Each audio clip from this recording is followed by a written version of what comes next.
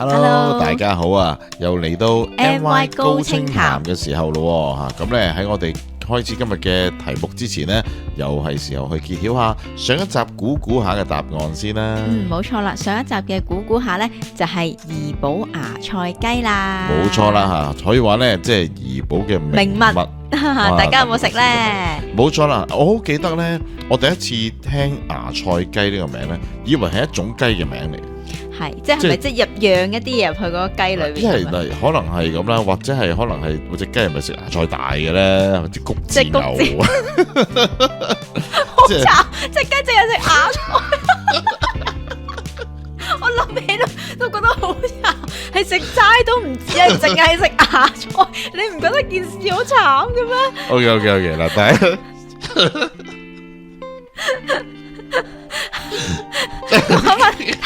太激動啦！佢實在係我估唔到佢居然諗到係芽菜雞係好似谷字肥牛咁樣係用芽菜去餵飼啲雞咯。其實我係諗咧芽菜雞係可能係養喺隻雞嗰度啦。即係因為咧譬如好似香港咁咧，我哋係有鹽焗雞啊，嗰啲叫化雞啊咁樣噶嘛，即係都會聽過都有，關單都有嘅。佢係即係好似係焗住佢啊，醃佢，即係燜住佢啊咁樣啦。真係薯仔雞，即係將啲薯仔擺入隻雞入邊啊！係啦，冇錯，你冷靜啲先，個把火。我而家覺得好對唔住隻雞，因為你淨係俾芽菜佢食，係咪？係啊。OK。嗱，不過咧，即係到怡寶咧，真係要食芽菜雞咧，先發覺咧，原來係兩樣嘢嚟嘅。係啦，冇錯。芽菜同埋雞啊，不過兩樣嘢就好渾然天成嘅，我覺得啊，即係好夾嘅。同埋咧，馬來西亞嘅芽菜咧，亦都好非一般嘅。係，我都覺得咧呢度嘅芽菜係特別好食。即係短地醬卜卜咧，呢一種芽菜我哋喺香港係冇食過。係啊，喺香港咧通常就係比較幼身啲嘅，長啲嘅。係啦，咁但係咧喺呢一邊嘅芽菜咧，其實一般嚟講咧，我哋食親大部分啦都係肥嘟嘟咁樣嘅，咁咬落去咧好有嗰個口感啦，係啊，咁就調翻轉香港又揾唔到呢一隻啦，呢邊又唔係好揾到香港嗰隻啦，即係我諗係個品種上面，可能種嘅方法或者係嗰個水啊、水源啊等等係唔同啦嚇，咁所以咧呢個怡寶芽菜雞咧真係係啦係。唔係食芽菜嘅雞，亦都唔係塞啲芽菜隻雞入邊嚇，原來係兩樣嘢擺埋一齊，芽菜同埋雞非常之配搭嘅食法嚇，係怡寶非常之出名啦嚇。咁就算你唔喺怡寶咧，即係如果有朋友話，係咪一定要嚟到怡寶先有機會食啊？其實喺好多，例如我哋喺菜城啊、蒲種啊、KL 啊，你都會有你啲茶室、茶檔都揾到噶啦嚇，都唔難揾嘅。咁但係即係好多人都話咧，最正宗、最好食嘅嚟翻怡寶啦。係冇錯嚇。咁啊，如果咧各位觀眾咧有機會嚟到馬來西亞遊覽嘅話咧，咁啊記得要試下呢個芽菜雞咯喎。冇錯嚇，咁咧就答啱題目嘅朋友，俾我叻你先啊嚇。咁啊係芽菜雞啊嚇。好啦，咁啊講下啦，頭先講緊即係食啊嘛嚇，講起食幾開心嘅我係咪？係啦，冇錯。咁咧因為咧我哋咧就慢慢發現咧，我哋喺大馬生活咗一段時間咧，就開始去留意，原來咧大馬嘅飲食嘅文化咧，同香港咧係有好多唔同嘅地方。即係除咗係講一啲食物唔同啊，即係可能你話喺香港冇辣士辣麥咯嚇，冇椰漿飯咯嚇，冇人當咯嚇等等之外咧，我哋唔係講呢一樣嘢，而係講緊原來喺一啲我哋例如食物上邊嘅或者一個食具上面嘅安排啊，飲食習慣啦，我諗其實係成個嘅文化係原來係有一啲唔同啊，咁所以咧今日咧希望咧就大家去分享一下我哋所見，或者可能在座嘅你咧，可能本身都係住喺大馬土生土長添，但可能你都唔覺得原來呢一樣嘢係好特別嘅對其他人嚟講。冇錯。咁啊，第一樣咧，我最明顯感覺到一定要分享先咧，就係用嘅餐具啦。咁啊，喺呢一邊咧，通常咧，譬如我哋去茶檔啊，或者係即係去唔同嘅個別店咁樣食嘢啦嚇。咁咧，其實咧你都會見到咧，可能咧佢多數咧俾你嘅咧都會係叉、羹同埋碟嘅。咁啊呢一啲就係佢多數會常用嘅餐具啦。有啲有筷子啦。係啦，咁啊有啲都會俾個筷子筒你，咁有筷子喺入邊嘅咁樣嚇。咁但係喺香港嘅話咧，我哋其實係好少用碟去食嘢嘅，我哋多數都係用碗嘅。係講得精確一啲咧，用隻碟去裝啲食物去食嘅，去用嘅。係冇錯。咁就通常係用碗咯。咁即係例如你去茶餐廳又好，你去茶樓都好嚇。咁通常我哋嚟夾餸啊、裝飯食啊，都係碗。但係呢邊呢，想揾碗呢，其實又一定係比揾碟去裝嘢食係困難嘅。係難啲嘅，我哋覺得係啊。咁啊，因為譬如如果你話，譬如喺香港咁樣，譬如你去快餐店啊、茶餐廳嗰啲，其實係甚少見到你用隻碟去食嘢㗎。即係除非你話你係食碟頭飯，你係會係成隻碟擺喺你面前去食啦。所有嘢食喺晒隻碟上面啦。係啦，而你唔會係用嚟作為，譬如我話我可能要分俾小朋友食咁啊，唔該你俾幾隻碗仔我，佢會俾啲細嘅碗仔我，咁就方便我分啲食物嘅。所以咧，其實咧個概念咧就係咧，譬如你係一碟，譬如你一碟炒一碟菜咁樣啦，咁你擺上嚟嗰隻係一碟碟，但係咧你食嘅時候咧，你都係不落自己隻碗或者夾落自己隻碗度食。除咗係例如係有扒類嘅嘢，你要鋸嘅。咁就用碟咯，你碗你鋸唔到嘢噶嘛。但係平時啊，例如我哋食炒飯啊，食一啲嘅小菜啊，都會係用個碗去裝住自己嘅食物咯，夾翻嚟有碗跟住食物咁樣。所以咧，我哋咧啱啱嚟到嘅時候咧，係覺得有啲奇怪嘅，點解次次都係俾隻碟我哋嘅咧咁樣？因為我哋唔係好習慣咧用碟食嘢，特別係小朋友咧，佢哋有時筆下咧就會筆咗出去，越筆越遠噶嘛。係啦，咁樣啦嚇。因為喺香港嘅話咧，我哋通常幾時會用碟咧？即係我諗起咧，通常會派隻碟俾咧，就係酒樓咯。但係酒樓隻碟咧係同平時食嘢嘅碟咧係唔一樣嘅，因為咧佢係中間咧係有個圈噶嘛。咁通常咧你就直覺咧係有個坑啦，直接即係你直覺上就知道咧，佢應該係擺一啲嘢喺上面，即係可以吸到喺個坑度嘅咁樣。咁所以通常咧我哋嗰碟咧係用嚟擺杯啦，即係可能你斟茶之前咁咪即係洗完啦啲餐具，跟住就擺隻杯上去嗰隻碟度啦，咁或者擺隻碗啦咁樣嘅。我哋就甚少攞嗰隻碟咧去食嘢，直接係盛載啲食物去食嘅。係啦，盛咗食物食。咁有陣時例如喺茶樓咁樣，咁可能你食一啲嘅嘢，食有啲骨啊，咁咪就隻碟上面有碗啊嘛嚇，咁個碗咁有啲骨咪可以擺隻碟上面咯。咁而唔會係直接攞隻碗攞隻碟去裝啲食物去食咯。咁但係咧，即係我哋發現咧，我哋喺大馬呢邊咧，我哋甚至乎專登去學咧呢個曼谷嘅，係啦，即係碗嘅馬拉文啦，應該冇讀錯啩嚇，曼谷。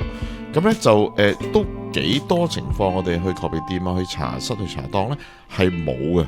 結果咧，我哋嗌曼谷杜啊，即係兩隻碗，咁結果佢就拎出兩隻碟過嚟咯。我哋做埋手勢，曼谷都係碟嚟嘅。最後明白我哋想攞嚟即係裝嘢食用。咁但係結果佢係可能係冇碗啦嚇，咁就會俾咗碟我哋。係啊，冇錯啊。所以咧，其實咧同埋咧喺香港嘅話咧，譬如你喺茶餐廳咧，咁你就通常你都會揾到係叉啊、羹啊、筷子啊都會有啦。但係如果譬如你喺茶樓嘅話咧，基本上你係唔會有個概念就係你問佢攞隻叉咯，因為唔會有叉噶嘛，即係或者係西式嘅匙羹啊，即係唔會有嘅。如果你喺茶樓食飯嘅話咧，你會問佢攞到個餐具咧，就一定係筷子同埋啲湯匙，係唔會有嗰啲叫咩鐵羹，係啦。但係咧喺呢一邊咧就唔係嘅，基本上咧你最常會見到嘅咧就會係叉同埋嗰個嘅鐵羹，但係咧筷子咧有啲都好多地方會有嘅，但係呢樣嘢唔會係佢哋好似第一時間會拎出嚟咯，又或者可能一個盒啦入邊。幾款都有裝晒喺度，咁所以咧呢一度咧個餐具咧佢一上咧就通常就係叉羹匙就全部都俾晒你噶啦。但係喺香港咧都要視乎你喺邊一度食嘢咯，即係譬如可能你去廟街食煲仔飯咁樣啦，你食煲仔飯有啲好中式嘢啦，所以你都好少會見到，即係佢唔會主動提供叉匙羹啊嗰啲俾你嘅，即係我講緊鐵羹啊嚇，反而係多數都係筷子啊。或者係湯匙啊咁樣咯。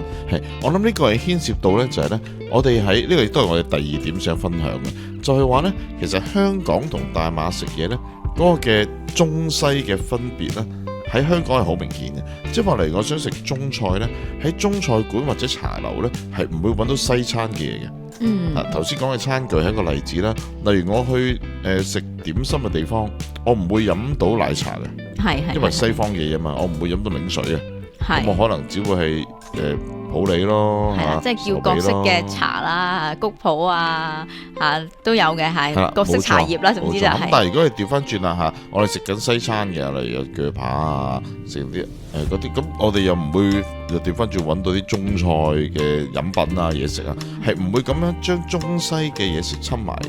但係喺呢邊咧，就好常見嘅。係啊，冇錯。即係無論係我哋係喺街邊又要揾到嘅茶檔茶室啦，又或者我哋可能坐定定嘅一啲嘅餐館啦，都會見到，有可能有啲中式嘅嘢，有啲西式嘅嘢，咁因此亦都導致到有啲中式嘅餐具，有啲西式嘅餐具嚇，而呢一樣係我覺得係個分別咧，喺香港同大馬就都幾明顯。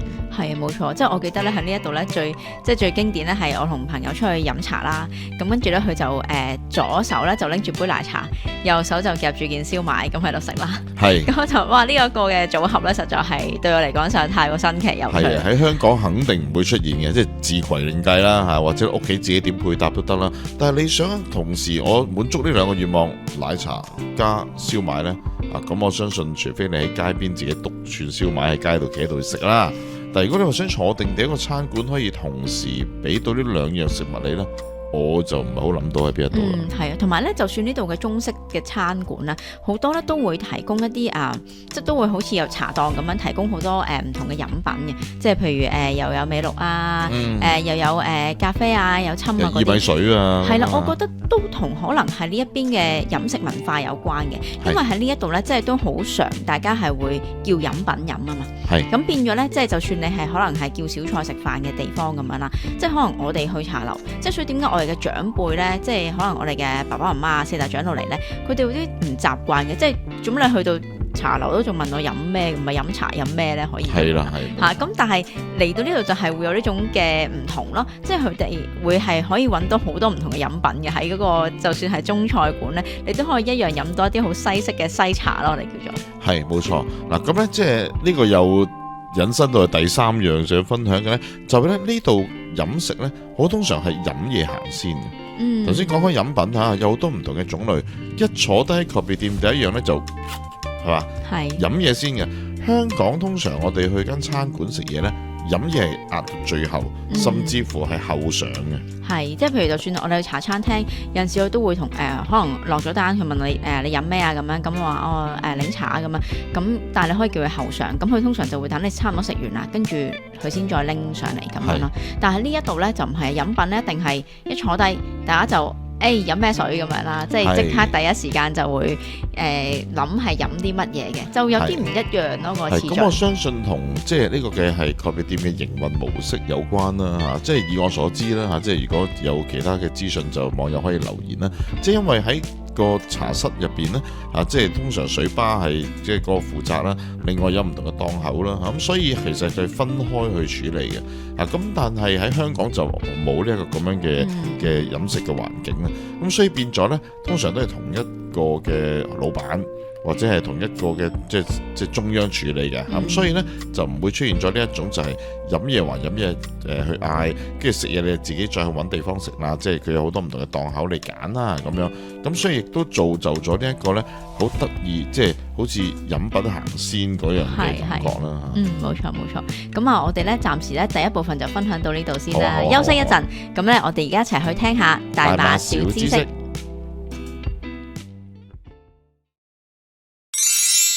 大馬小知識。國花就聽得多啦，國樹你有冇聽過呢？唔係每一個國家都有國樹噶，馬來西亞就有啦。馬來西亞嘅國樹係印茄樹，商業俗稱係菠蘿格，係一種生長響東南亞嘅大型喬木。響2019年被馬來西亞時任首相馬哈迪莫哈末領導嘅政府列為國樹，因為印茄樹響馬來西亞有好多，無論係馬來西亞半島、沙巴，抑或係沙勞越都有分佈。從低地平原到海拔1000公尺嘅山區，都會見到佢嘅蹤影㗎。堅硬又耐用，甚至木材嘅天敵白蟻啊，佢都可以抵禦，適應能力非常之強，因此就被當時政府正式選為國樹啦。除咗象徵意義，印茄樹亦都對大馬嘅經濟同埋工商發展有重要嘅角色。佢花紋美觀，紋理交錯，一般常見於高級家具製造同埋造船業上面，所以從5種樹木之中被選為代表大馬嘅國樹，實在係當之無愧啊！爸爸你好叻啊，咁都知嘅。好啦，又翻到呢我哋第二部分嘅 MY 高清談談咯嚇，咁啊講開呢個嘅飲食文化啦嚇，咁呢就跟咗啲咩你見到啊？嗱，咁譬如咧，如果講開飲食文化咁樣啦，咁我覺得咧有一樣咧，我覺得喺呢度幾特別嘅咧，就係叫飯食。嚇，咁我記得有一件事咧，就係啱啱嚟到嘅時候發生嘅。咁嗰個都係咧，即係引以為鑑嘅。我係到而家都係。咁話説咧，嗰次我就一班人咧一齊去食飯啦，咁樣。咁然之後咧，咁我哋就叫炒飯啦，因為一班人啊嘛。咁即係通常你梗係會叫啲飯啦。咁即係有小朋友咁，大家都中意食咁樣。咁我就叫佢炒飯喎。咁當時咧嗰個侍應啦就問我一個問題，佢就話幾多個位啊咁樣。咁我心諗幾多個位啊？咁呢度我哋坐咗成10個人，咁我諗住叫，即係我先諗係咪好似叫幾多個飯咁，幾多碗飯咁樣啦？咁我就梗係唔會叫晒咁足個人數咧，因為驚食唔晒嘛。咁我叫6個位啦咁樣啦。咁好啦，6個位咧就出事啦。咁啊點解咧？因為咧到佢咧捧嗰碟嘅炒飯上嘅時候，嗰碟炒飯超大碟咯。我覺得係。係大飯桶啊，變成係啊，即係兜住咁樣好大碟嘅咁樣啦。咁跟住我先知道咧，原來咧所謂咧幾多個位咧，其實就即係話咧平時咧可能咧係即係等於你一個人咧就食一碟炒飯啦，嗰個份量。咁但係成6喎，哇，嗰不得了喎！即係6碟，即係其實即係香港朋友咧，你可以幻想就係咧，我哋所謂嘅一個位咧，就係一碟嘅一個人份量嘅飯，唔係一碗飯喎，係一大碟你就咁嗌個揚州炒飯，而家我話6個位咧就係6碟咁嘅份量就上啊！咁因為我哋原本個諗法就係話咁啊可能係6碗啦嚇，咁但係你知平時嗰一碟嘅話咧係唔止1碗嘅，咁嗰度我諗就10幾碗㗎啦。冇錯啊，因為你一個炒飯唔係一碗飯去炒噶嘛，你通常可能即係擺幾個飯落去炒噶嘛，咁所以咧你結果叫6個位嘅炒飯，我諗就唔使食其他嘢㗎啦，真係超大盒。個概念都係咁啊，即係你所謂嘅一位嘅飯咧，其實就係越淨係食飯唔食其他嘢都飽嘅份量。冇錯，即係一個碟頭咯，我覺得係，即係如果我嘅理解係咁樣。係啦，咁我哋咧自此之後咧就醒目啦，咁咧就即係唔會再叫啦，即係唔會當係白飯概念。即係我哋喺香港咧，你問譬如話我要個飯啦，咁樣要個白飯咁樣，咁佢問你要幾多碗，咁係咪一個碗咪為之一個白飯咯咁樣啦？咁但係呢度係唔係咁樣嘅，所以咧我哋以後咧就會即係學精咗啦。咁可能叫一個位嘅炒飯咁樣，咁已經好大碟嘅其實，因為係真係俾一個人足夠去飽嘅份量。係啊，咁樣咁所以我哋就即係呢一個嘅計算嘅方法咧喺香港係冇嘅，係唔會咁樣用咯，係啊。但係咧喺呢一度咧，咁就係用幾多位去做一個單位嘅嚇，咁我哋就學識咗啦。所以如果嚟我哋一家4口咁咧，嗌4位嘅飯嘅話咧，就即係同人哋講咧，就係我哋唔食其他嘢㗎啦，就係食飯嘅啫。咁佢係俾即係你其實淨係食嗰4個位嘅飯都夠飽嘅飯量㗎啦，會係咁樣。咁所以呢個咧就係好似公媽媽咁講啦，引以為鑑嘅，係以後唔好諗住4個位咯，4個位嘅飯咁，跟住你就其他嗌嘅都食唔到㗎啦。係，因為真係好大碟嘅。咁呢個幾得意嘅，即係呢個同香港去嗌飯食啊嗰種嘅概念又係非常之唔同啊！咁所以如果有朋友嚟大馬生活咧，又不妨可以感受下呢一樣嘢啊，都幾得意啊！冇錯啊！咁啊，第2樣想分享嘅咧就係咧有幾次咧我都係突然間好驚覺一樣嘢。咁去咖啡店啦，去茶室食嘢咧，食完之後咧，將佢發覺台邊咧好多樣嘢喺度啊！除咗好多骨之外啦，就係好多啲好細細嘅碟，裝住唔同嘅醬油喺度。咁跟住我咧，先慢慢開始發覺咧，原來其實通常我哋嗌，無論可能頭先講炒飯又好啦，或者係嗌肉骨茶都好啦，等等，都會發現咧，佢通常係會除咗嗰味餸或者嗰碟飯之外咧，會有啲細細嘅碟咧，係會裝住一啲嘅醬油。例如係一啲青椒加豉油啦，一啲紅椒加豉油啦，辣椒醬啦，參巴醬啦等等，都會跟埋一齊上嘅。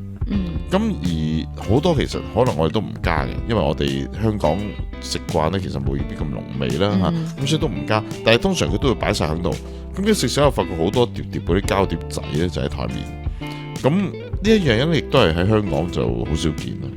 係啊，因為咧喺香港咧可能即係無論係酒樓或者茶餐廳啦，都會有一啲醬料擺喺度啊，但係唔多嘅，可能最常會見到可能係豉油啦，跟住譬如有啲地方係供應啲粥品嘅，即係食粥嘅話，咁胡椒粉啦，又或者有辣椒油啊咁樣啦，粥鋪咧即係食粥啊嗰啲地方咧已經算係最多唔同嘅醬料，甜醬、辣醬或者芝麻醬，係啦，或者芝麻都會俾你自己落啦咁啊。但係你喺如果普通一般嘅即係食嘢嘅地方嘅話，可能佢真係頂盡俾豉油、辣椒油冇啦，係呢兩種嘅，通常係咁樣。咁但係咧喺呢一邊咧就唔係喎，可能你咧叫每一樣嘢咧，佢都會附一碟嘅即係唔同嘅醬料俾你去夾佢嘅咁樣。咁就即係譬如好似如果譬如我哋茶檔咁樣啦，就算我係食咖喱麵一啲好比較濃味嘅嘢都好啦，佢都會俾個醬我嘅。咁所以咧，我哋咧可能叫幾檔唔同嘅嘢啊，或者叫咗幾碗嘅嘢咧，咁你就會見到咧有4-5碟嘅嘢喺度啦，已經有4-5碟嘅醬料喺度啦。同埋呢啲醬料咧，通常就唔需要你問佢咧，佢已經好似自動波地咧，啲嘢食就會連一個醬料咁樣一個配套咁樣俾你。咁雖然我哋其實咧好少再落其他醬料咁一嚟有小朋友啦咁而大部分啲醬料都係辣味比較多啲，咁所以我哋好少見。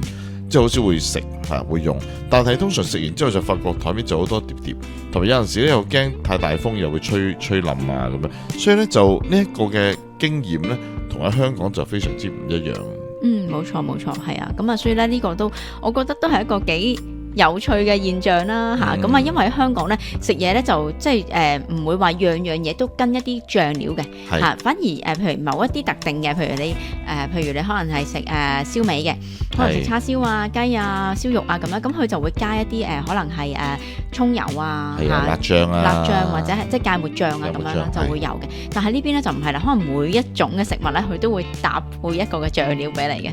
係冇錯，咁我諗亦都係對有啲即係可能食慣咗即係淡白比較濃味嘅食品咧咁呢啲就係一個好方便啦咁就呢個都係幾得意我哋見到嘅情況係啦，咁另外咧想講嘅咧就係咧關於飲品方面咁飲品方面咧咁頭先都有講過啦即係呢度咧中西合璧咧嗰個元素係好重嘅，即係譬如可能喺即係茶樓嗰度啦，你可以咧係叫到一啲西茶去飲嘅咁樣。咁另外咧就係咧響呢一度咧有一個好特別嘅飲品啦，就係熱茶，但係加雪嘅咁咧就係即係點解即係加冰啦？其實係咁即係我之前我係唔知有呢樣嘢嘅，咁因為咧我去叫小菜食啦，有一次去中菜館咁樣啦，咁呢度嘅朋友咧就即係咁都係叫茶飲，但係跟住佢就話要雪底，咁我諗雪底啊，咁要雪底嘅咁樣，即係用嚟做咩咁啊？咁咧我之後冰鎮嗰啲，即係好似冰鎮奶茶咁樣插隻杯入去，等佢涼啲咁樣。咁原來唔係，佢係直情加啲冰落去，跟住倒啲茶落去咁樣啦。咁喺我哋咧，我哋喺香港就冇見過嘅，係啦，即係譬如你飲茶咧，去酒樓飲茶咧，咁飲茶咪飲茶咯，咁樣即係你係預咗杯茶會擺喺度熱嘅，係啦，咁即係可能你頂盡係攤凍啲先飲，或者可能你氹啲可能。其實調翻轉就係想飲熱茶而去噶嘛。係啦，冇錯啦，即係你飲茶咪想飲茶個概念就係熱啦咁樣，咁但係喺呢度咧唔係嘅，你係可以即刻令到嗰杯茶變凍嘅。係咁有朋友咧，即係我都問過咧，即係佢哋就話，因為呢度天氣好熱啦，呢個好直接就係你如果仲俾杯熱茶，你會點搞啊？係咪？咁同香港個情況就有唔同。咁但係咧，即係我諗呢一樣亦都好有趣。香港飲茶，例如講茶樓咧，其實係就係想佢好熱，咁有嗰種去解肥膩啊嗰個功效啊。咁而家係變咗就唔係咯，好似平時當飲水咁樣就係所以成個感覺咧，成個配套咧都唔一樣。冇錯，係啊，所以即係喺呢一邊咧，你有冇發現咧？好似咧叫人哋俾冰你咧係容易啲喎。係，你喺香港咧，譬如你叫凍飲咁咪凍飲咯，但係如果你叫咗熱飲，你唔可以再叫佢俾冰你㗎嘛。俾錢咯。係啦，但係咧喺呢邊咧，好似咧你好隨好隨便就可以叫到加冰咁樣，我覺得好似係相對容易啲啦。即係可能有啲地方都要收錢啦，但係我哋都試過就係譬如叫佢咁你俾個雪我啦咁樣，咁佢都真係會俾個冰我嘅喎，即係你都知啦，凍飲要加錢嘅嘛。係冇錯，香港咧就基本上一定係㗎啦嚇，呢度都係有部分地方都會有啦嚇。咁但係如果你講頭先話飲中茶嚇，中式嘅茶糖茶咧就加雪加冰呢個概念喺香港係完全唔存在嘅。冇錯，係啊。咁啊，另外就係咧呢一度咧嘅飲品咧係偏向甜嘅嚇。咁啊，即係如果大家之前有聽過我哋即係之前對上幾集節目啦，都有講過啦，即係呢度咧可能咧嗰個肥胖嗰個嘅人咧嗰個嘅人數比較多啲啊。咁我覺得呢個可能都係其中一個原因咯。就因為佢哋好多嘅飲品咧或者食物都好啦，都係中意落煉奶嘅。其實咧喺香港咧，如果飲品咧，通常我哋唔會係落煉奶咯，通常可能係落淡奶咯。係啊，冇錯，因為就算我哋嚟好似飲咖啡啦，侵啦隻鴛鴦啦，奶茶啦，基本上一定咧係落淡奶，就唔會係一講就諗住落煉奶，甚至乎都冇落煉奶嘅選項嘅。即係呢邊都仲有係你侵 O 侵 C 係嘛，即係仲有分啦係嘛。咁但係即係喺香港咧，基本上就係唔會將煉奶咁一擺入去嘅。係啦，所以亦都係嗰個味道咪會偏甜咯，因為煉奶本身係 condense 噶嘛，即係佢變咗係嗰個糖分濃縮咗，係啦，好個糖個甜味係好重嘅。咁所以點解其實亦都之前都有分享過啦，即係我哋覺得即係我自己都中意飲奶茶嘅，即係喺呢度飲到嘅奶茶咧，同香港係唔一樣咧。我覺得係因為咧呢個可能都係其中一個原因嚟嘅，因為香港嘅奶茶咧，佢好多時都係落淡奶嘛，變咗咧佢個味相對個奶味比較出啲，但佢唔係甜味多，咁係咪連個茶味個紅茶味都會出啲咯？就唔會係淨係得一味甜字咯。但係咧，落煉奶就會俾個煉奶遮咗啦，嗰個味就係主導咗整個嘅味道啦。係啦，咁所以變咗喺呢一度飲奶茶咧，即係個茶味會唔會咁濃嘅？我覺得可能都同落嘅奶係有關係咯。係冇錯嚇，咁我哋嗰陣時咧，即係去即係超市啦，即係 Lotus 啊啲Dry Grocer 去買咧，都專登想揾淡奶咧，都係比揾煉奶係難嘅。冇錯。即係通常揾啲 condense 咗嘅係嘅煉奶咧，係好容易揾到，但係想揾淡奶，因為我哋都慣咗加淡奶咧，就反而就真係要再問下啲即係工作人員啊，喺邊度揾到啊咁啊，咁就反而係相對難啲。呢個分別都幾明顯啦。咁就仲有一樣啦，咁之前我哋都有曾經都提過嘅，就係咧喺大馬呢邊咧係好多嘢都可以侵噶嘛，係嘛？咁咧即係呢一樣同嗰樣嘢溝埋一齊嚇，咁連粉麵米都可以侵嘅。咁呢一樣咧亦都係講緊即係同香港嘅分別咧，呢個就係非常之大嘅分別啦嚇。因為香港咧你係麵就麵，係米就米，係粉就粉嚇，但係喺呢邊咧又可以即係呢樣溝嗰樣嚇，咁就成個原來溝埋出嚟嗰個嘅化學作用咧，你係意想不到。咁所以有陣時咧，即係都會去試下，即係呢邊有機會試啦。即係之前我哋都分享啦，嗱，香港你唔好咁樣做啊，你唔好要求啊，我可唔可以米侵埋啲粉啊咁樣咁又出事啊，真係嚇。咁但係咧喺呢邊咧，你真係好安心地試下唔同嘅種類溝埋嚇，我哋侵埋一齊，究竟係點樣？冇錯嚇，咁所以咧，即係咧啱啱咧就分享到啦，其實咧都響嚟到大馬之後咧，其實都發現咧，大家雖然咧可能都係會食到一啲中式嘅餐嚇咁啊，但係咧可能食嘢上面咧，其實咧嗰個飲食嘅文化都係有啲唔同嘅。咁我覺得係幾有趣嘅，因為咧都係去即係譬如好似頭先講話，即係點樣去叫嘢食啦嚇，即係可能嚟到呢度之後咧就話學識咗啦，點樣用呢度嘅方法去叫嘢食咧咁樣嚇，又或者用嘅物品啦。或者可能食嘅嘢啦，嗰個嘅成分啊，可能都有啲唔係咁一樣嚇。咁啊，唔知大家咧仲有冇發現有冇啲邊啲嘅地方咧係馬來西亞可能喺飲食習慣方面啊，你都覺得幾特別嘅咧，都可以同我哋分享下喎。係啊，或將來調翻轉，你係一位大馬人啊，你去到香港嘅時候有冇發現？原來同我哋不嬲喺大馬生活又有唔同嘅飲食嘅習慣咧嚇。不妨喺下面留言，同我哋一齊去分享下。咁我哋今集嘅時間咧就嚟到呢一度啦。咁我哋咧最後嘅時候咧，當然就係估估下啦。好啦，咁就我哋下次再見。拜拜。拜。估估下，呢一個地方好宏偉啊！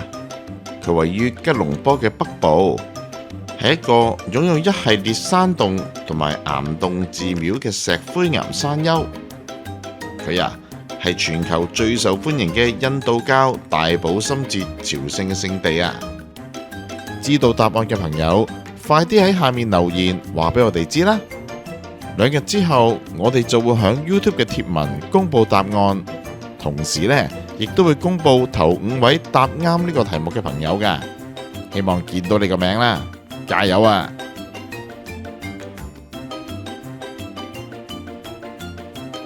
鍾意我哋馬拉谷 Family 嘅影片，記得訂閱我哋啦！多謝各位。